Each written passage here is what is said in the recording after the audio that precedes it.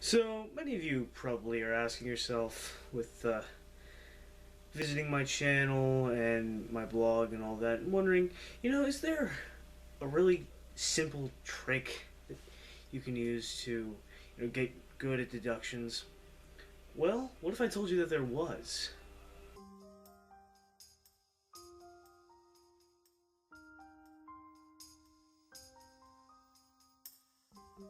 Well, making deductions is all about figuring out what people have done based on what you see. Now, normal people, given a series of events or causes, will be able to figure out the given effect or outcome. So that is a very linear train of thought, and most of us are used to that. That's how we're taught to think. So if you remember from my first video, I talk about the spider chart and how that's a different way of thinking. It's a non-linear method of thinking, and that's how Holmes thinks a lot. He doesn't think in a linear path, but he thinks about multiple things at one time, but in an organized way, which is why it appears he has a good memory, but he's just not thinking linearly. Because when you think linearly, you look back at your train of thought, and it's harder to find the things that you've been thinking about way back over here. Your mind can focus on about 7 things when in a linear train of thought. So after that, it starts to forget things. But anyway, so that's just some background knowledge. Now, with deductions, we're trying to take that linear train of thought and we're working backwards. So, we see the effect, the outcome. Now, what we're trying to do is we're trying to figure out the events that led to that. Now, usually when you look at a piece of evidence or multiple pieces of evidence and you start making deductions about it, one thing leads to another, which makes sense. You're trying to figure out, okay, so here's your effect. This was the end cause, another cause that caused that. And so really, life is a big domino effect. All the different things lead into other things and eventually get your outcome. And the domino effect stops.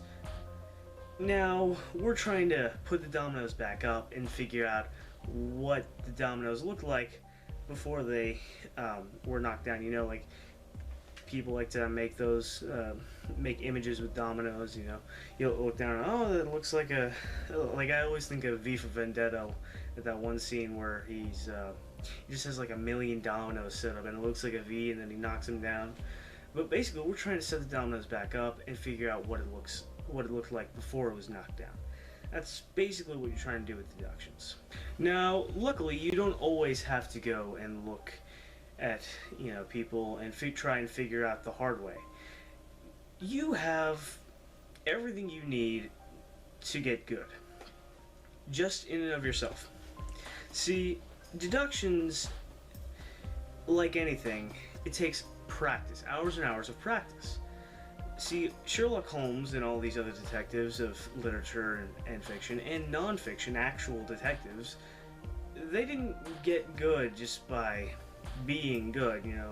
Some obviously are more adept at it than others naturally, but just like anything, you can have a talented person, but talent is different than skill in the sense that skill you have to work for. Talent is something that you're naturally good at. Now, the talented person, if he doesn't work to improve his talent, could be surpassed by the person who works to get better and isn't necessarily naturally good at it, and he becomes more skilled than the talented person. So, just like anything else, whether it be sports, martial arts, drawing, arts, anything really, deductions, getting good at making deductions takes a lot of practice, and you got to put a lot of hours into it. Now, it's easier said than done. If you want to get good at drawing a person, like I like to draw, so like if you want to get good at drawing a person, you repeatedly draw a person. If you want to get good at drawing landscapes, you draw more landscapes. It makes sense that the more you do something, the better you get at doing it. So with deductions, how do we do that? So the traditional way is to just make deductions everywhere you go.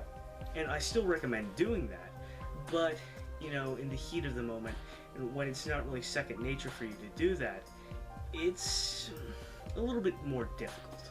Now, with making deductions, the trick is to get good at it, is to observe what you do. Really, that is it. So, with you, you have the causes and the effect right in front of you. All you've got to do is say, oh, so that led into that, okay, and use that for future reference. Okay, so, like, I went to the beach the other day.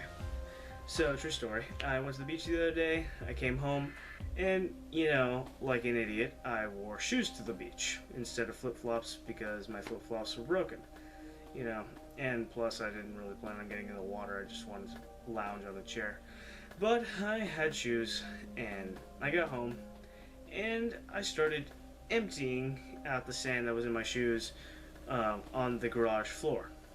Now, I looked at the pattern of how the sand was dispersed on the floor, and then I thought, how would someone make a deduction about that was correct? And so I started thinking about that. What evidence implies that I took my and dumped it out?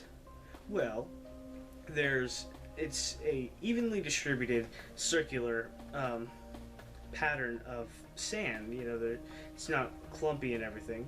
So that implies that sand was dropped at on a vertical path, and that when it hit, it kind of dispersed out.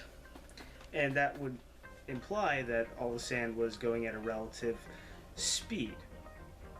So I was able to say, okay, so how and why would that happen? Now, if someone was shaking like a towel or something off that had sand on it, you would see a completely different pattern. But since it was from a shoe, which has a hole in it that is relatively round, and so sand would come out of it in a uniform fashion. So I was able to deduce, I call it reverse deduction. I was able to make a reverse deduction about something that I did. And so not only, so you're like, okay, so what? Now you get to know if someone dumped sand out of their shoes. So what?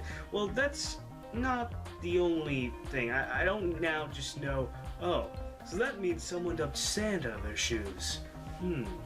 But doing that, and doing that repeatedly about everything that you do, just paying attention to the things that you do, will automatically make those neurological pathways in your brain that will that will make it more natural for you to pay attention to the things that other people do.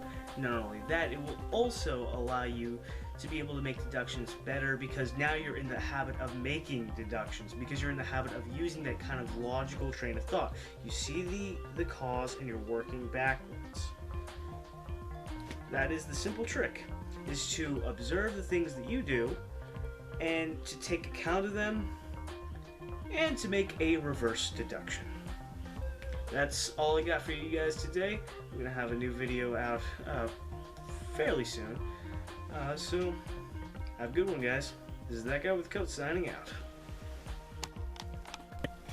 Hey, what's happening, everyone?